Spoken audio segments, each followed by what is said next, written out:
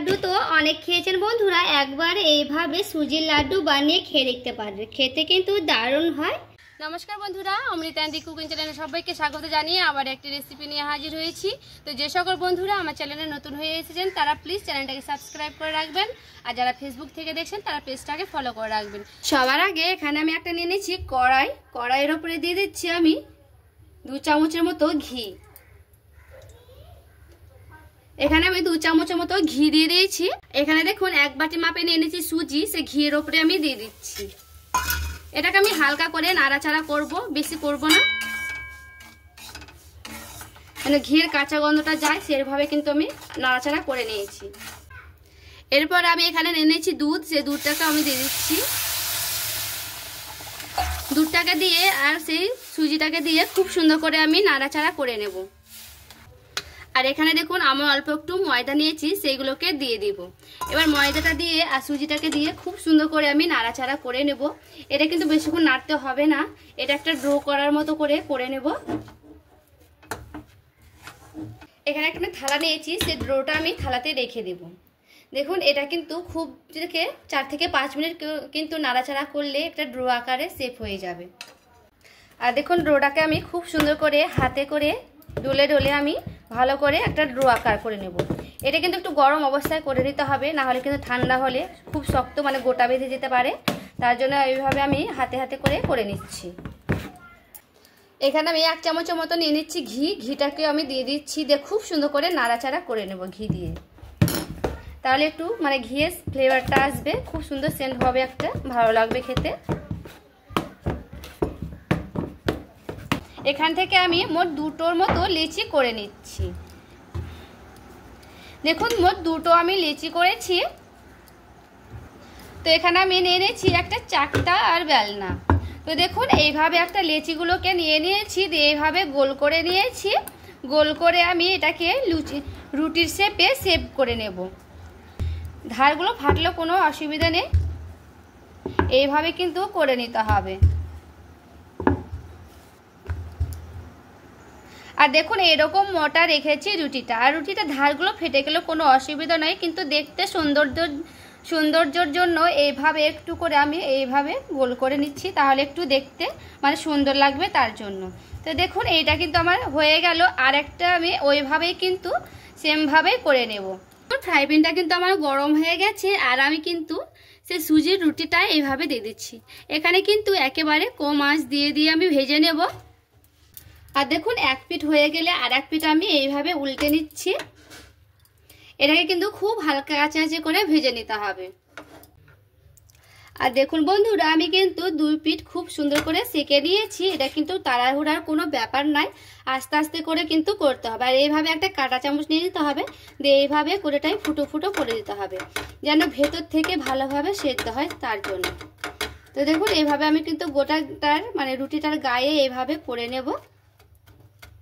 দেখুন আর 1 পিঠ আমি এইভাবে উল্টে নিচ্ছি, এই পিঠটাও এইভাবে হালকা করে ফুটো ফুটো করে নেব। মতিচুরের লাড্ডুতে কিন্তু অনেকগুলো ঘি লাগে, এই সুজির লাড্ডুতে কিন্তু বেশি ঘি লাগে না। এইভাবে আমি 1 চামচের মতো ঘি দিয়ে দিচ্ছি, আর এপিঠ ওপিঠ করে 2 পিঠই আমি এইভাবে ঘুরিয়ে ঘুরিয়ে দিয়ে দেব। তো দেখুন এই পিঠও আমি এইভাবে দিয়ে দিচ্ছি। মোট আমি 1 চামচের মতো ঘি দিয়েছি, দিয়ে এইভাবে গোটাটার গায়ে আমি লাগিয়ে নিচ্ছি। তো এইভাবে খুব সুন্দর করে আমি ভেজে নেব। আর দেখুন বন্ধুরা গোটাটার গায়ে কিন্তু আমি খুব সুন্দর করে এইভাবে ভালো করে সেঁকে নিয়েছি। দেখুন রুটিটা কিন্তু আমার খুব সুন্দর করে সেঁকানো হয়ে গেছে। এটাকে আমি একটা থালাতে উঠিয়ে রেখে দেব। তো সেমভাবে কিন্তু আমি আরেকটা ভেজে নেব, তারপরে ফিরে আসছি। আর দেখুন বন্ধুরা রুটিগুলোকে কিন্তু খুব সুন্দর করে ঠান্ডা করে নিতে হবে, দিয়ে কিন্তু এইভাবে ছোট ছোট করে টুকরো টুকরো করে নিতে হবে। এটা কিন্তু একেবারে গরম অবস্থায় কিন্তু করা যাবে না, না হলে কিন্তু গুঁড়ো করা হবে না। এইভাবে পুরোপুরিভাবে ঠান্ডা করে নেব, তারপরে এইভাবে কুচি কুচি করে আমি ছোট ছোট টুকরো টুকরো করে নেব।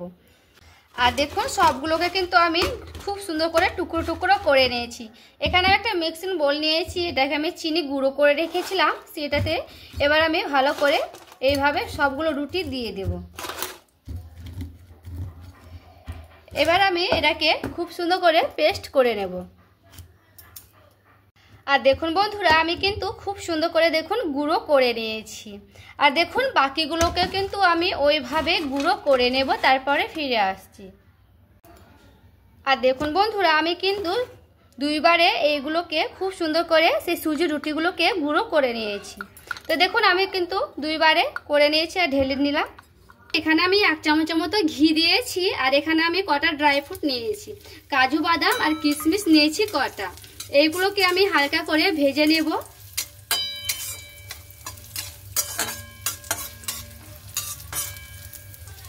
আর দেখুন ভাজানো হয়ে গেছে। এবার আমি সেই সুজির রুটি করাগুলোকে আমি এখানে দিয়ে দেব। এবার আমি এটাকে হালকা করে নেড়ে নেব।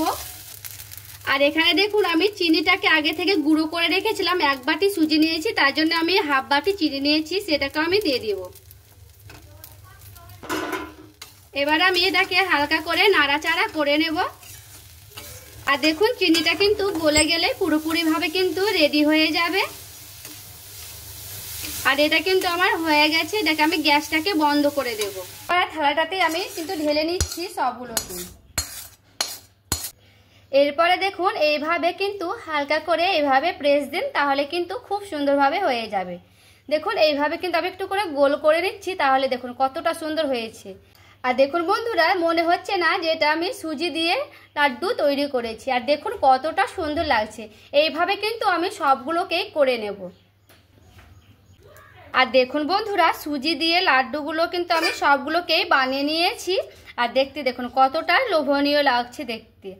দেখতে কিন্তু খুবই লোভনীয় হয়েছে, আর দেখতে কিন্তু দারুণ লাগছে বন্ধুরা। তো বন্ধুরা মতিচুরের লাড্ডু তো অনেক খেয়েছেন, একবার সুজির লাড্ডু এভাবে বানিয়ে দেখতে পারেন, খেতে কিন্তু দারুণ হয়। আর ভেতর থেকে দেখুন কতটা সুন্দর কিন্তু হয়েছে, দেখতে কিন্তু খুবই লোভনীয় হয়েছে বন্ধুরা।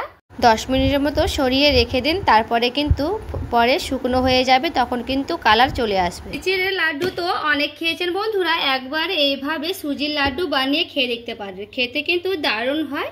লাড্ডুটা ভালো লাগলে অবশ্যই লাইক করবেন, চ্যানেলটাকে সাবস্ক্রাইব করবেন, আমার পাশে থাকবেন। তো চলুন দেখা হচ্ছে আরও একটি নতুন রেসিপির সঙ্গে।